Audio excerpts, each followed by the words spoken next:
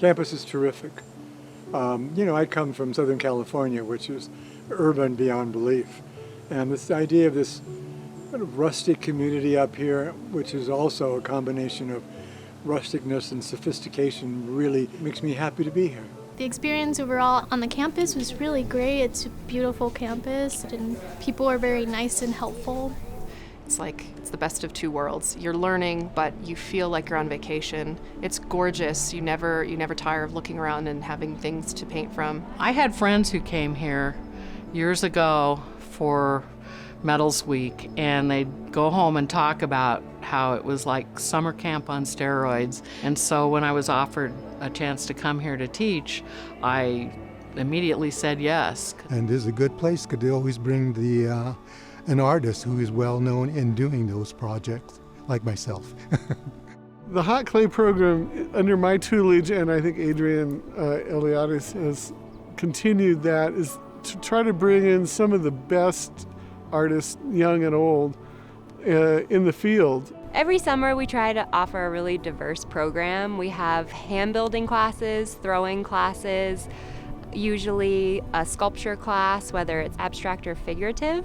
And then we pepper in special topics classes like mold making or glaze calculation. This summer we are rebuilding our soda kiln, and we featured a class on how to build a kiln.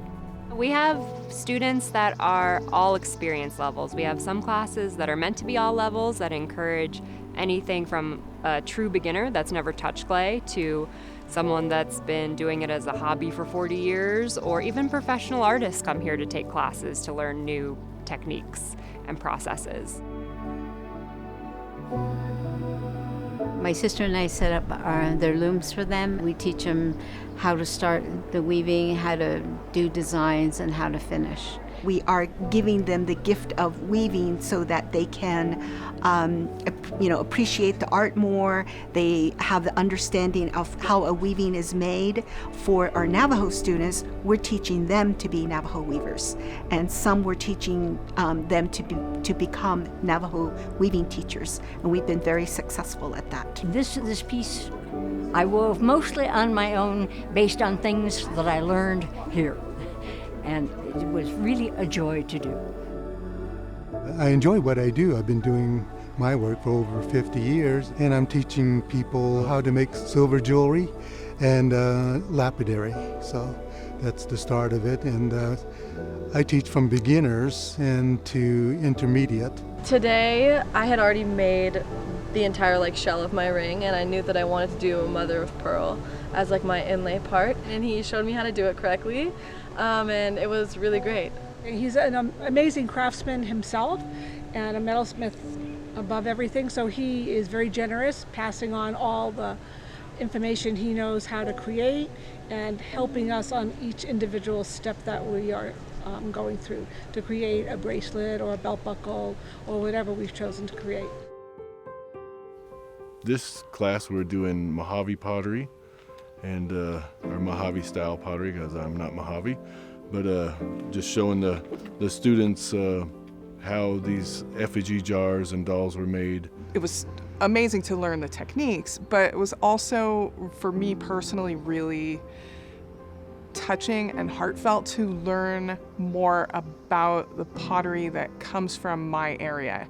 I got to make a small effigy toad, which was really beautiful, part of the creation story, so got to learn a lot of culture and history with it as well. Tony is a really amazing teacher. He's really about letting the material and the process teach you. Yeah, I just really enjoyed the whole process of it, learning about the different pigment, like natural pigment slips and clays, and now into the firing process. It's been a dream all the way through. I'm up here teaching deep dive into water media. So we did watercolor and acrylic. I sort of show up with a plan, and then every day I kind of adapt it to what they're most interested in and then what they want help with. So I'm here teaching creative nonfiction, specifically memoir. This is my third year teaching at the Idyllwild summer program.